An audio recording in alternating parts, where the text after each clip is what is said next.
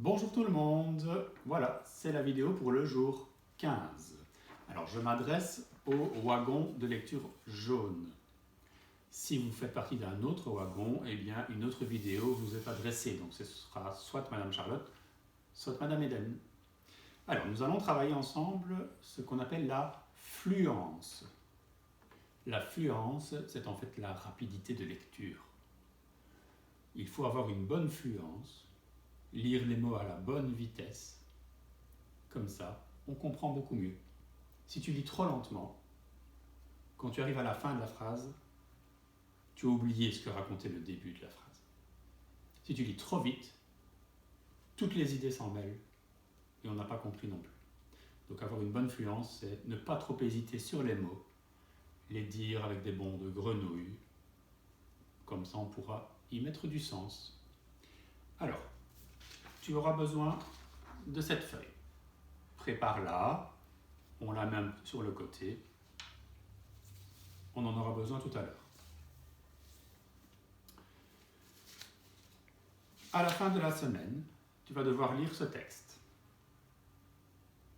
Enfin, tu vas devoir le lire tous les jours, mais à la fin de la semaine, tu devras voir si tu as amélioré ta lecture. Donc chaque jour, on va devoir se chronométrer, donc calculer le temps que tu vas mettre pour lire. Et comme ça, normalement, de jour en jour, tu vas te rendre compte que tu vas plus vite, que tu t'améliores.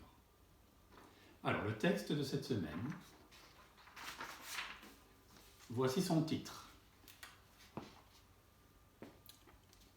Le hérisson. Donc, quand je te montre un mot, je te demande de le dire tout haut. Le hérisson. Alors, on va déjà commencer par ouvrir les tiroirs.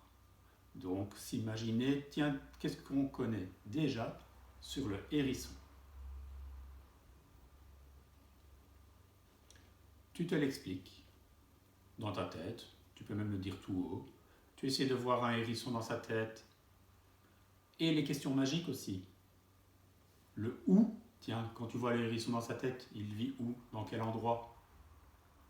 Avec quelqu'un? Tout seul? Qui?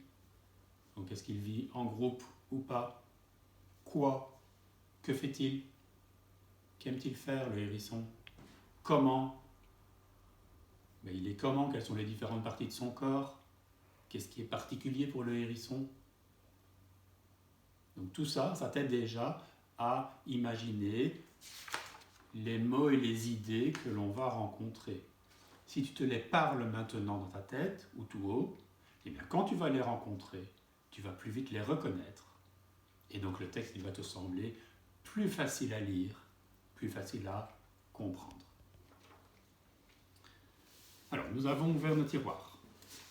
Je vais te montrer une série de mots sur les étiquettes, mais je te les montre rapidement, je cache, et toi tu essaies de faire exister l'image du mot dans ta tête et de dire le mot tout haut. C'est parti.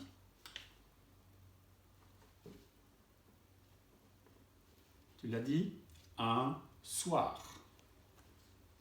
Suivant.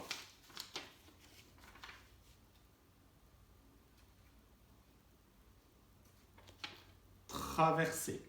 Quand tu dis le mot, tu le dis en une fois. Suivant.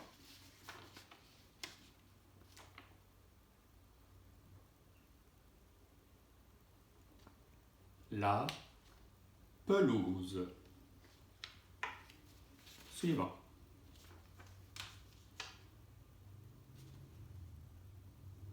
Vert.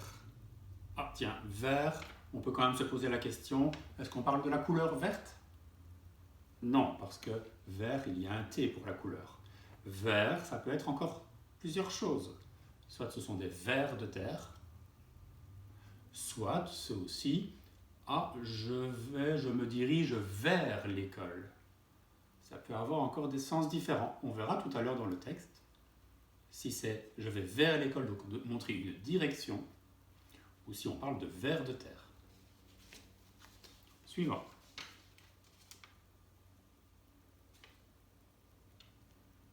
Tu l'as dit? Jeune. Suivant.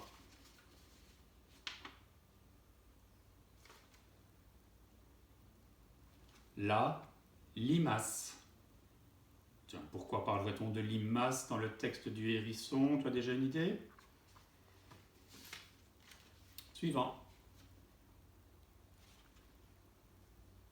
Un fruit. Suivant. Un rongeur. Un rongeur, tu reconnais un mot, ronger. Un animal qui ronge, il a souvent ses dents de devant, ses incisives qui parfois même poussent tout au long de leur vie. Les animaux qui sont des rongeurs, ils ont des incisives qui poussent toute leur vie et ils rongent pour les user. Sinon, t'imagines, elles continueraient à pousser longtemps. Suivant. Manger. Donc, si on voit le mot manger, dans le texte, on va sûrement parler de sa nourriture. Suivant.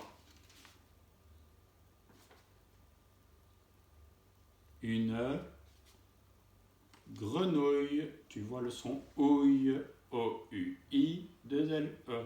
Une grenouille. On continue. Ah, ce mot-là, je l'ai dit tout à l'heure.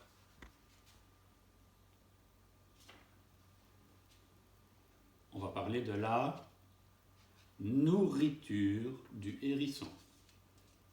Suivant.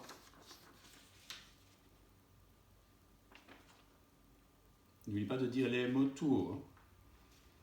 Donc, je cache pour t'obliger à voir le mot dans ta tête, à te l'imaginer. Ah oui, et il y avait 2-L-E à la fin, I, 2-L-E, le I, une chenille. On continue. Son nid. Ici. Il retourne. Facile. Le matin.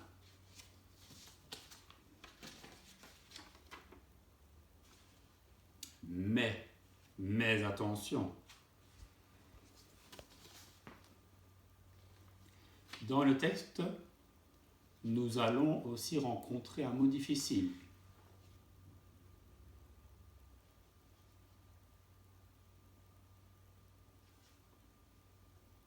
Anatole. Anatole, qu'est-ce que ça pourrait être ça? Un indice. Je vois une majuscule. Et c'est un mot qui prend toujours une majuscule. Donc Anatole, ça pourrait être quoi? À toi d'imaginer. Voilà, tous ces mots-là, tu vas les rencontrer dans le texte. Je te demande maintenant de prendre ta feuille, de la plier en deux vers l'arrière. Tous les mots que je viens de lire, ce sont les mots qui sont ici. Je te demande dans un instant de faire pause et de colorier en jaune tous ces mots-ci dans le texte. Donc le hérisson, le premier mot, tu le repères dans le texte et tu le colories en jaune. Il y est même plusieurs fois. Ça va? Comme ça, tout à l'heure, quand tu vas lire le texte, tu vas déjà reconnaître très vite ces mots-là parce qu'on les a découverts ensemble. Ça va? Donc maintenant, crayon jaune, et tu viens colorier les mots dans le texte. Tu mets pause, on se retrouve dans quelques minutes. Voilà, tu as coloré en jaune, je t'ai demandé de plier ta feuille pour ne pas que tu aies les mots sous les yeux. Quand tu lis le hérisson et que tu retournes, tu le recherches, tu dois te souvenir comment était écrit le hérisson.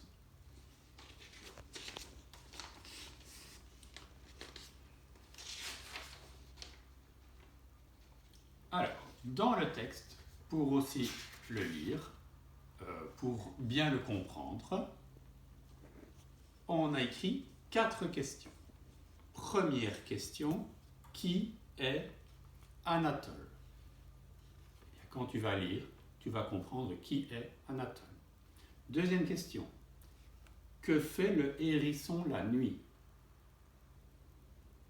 Donc on sait que dans le texte, on va parler de ce qu'il fait pendant la nuit. Troisième question, pourquoi? Pourquoi fait-il ça pendant la nuit? Quatrième question, qu'aime-t-il manger? On sait donc qu'on va parler de sa nourriture. Donc lire les questions, c'est aussi se préparer à comprendre les idées du texte. Alors, on va travailler dans le texte maintenant. Je te demande, avant de le lire, de prendre ton crayon rouge et ton crayon vert. En rouge, tu vas colorier les points qui montrent la fin des phrases. Et en vert, tu colories les majuscules. Ça va? Donc, tu vas faire pause. Je répète la consigne. En vert, on colorie les majuscules. Et en rouge, les points de fin de phrase. Ok, on met pause et on se retrouve juste après.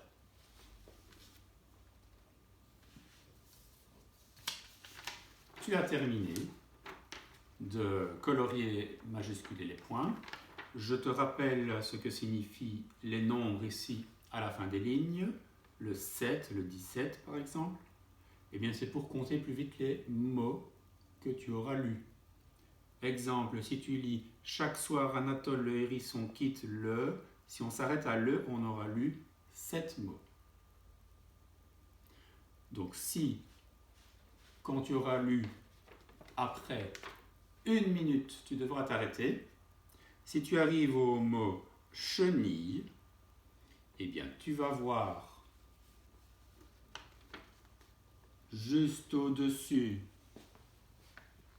25, le mot jeune, c'est le 25e mot, ça fait déjà 25 mots, et puis tu continues à compter 26, 27, 28, 29. Donc si tu as lu le mot chenille, tu sais que tu auras lu 29 mots en 1 minute.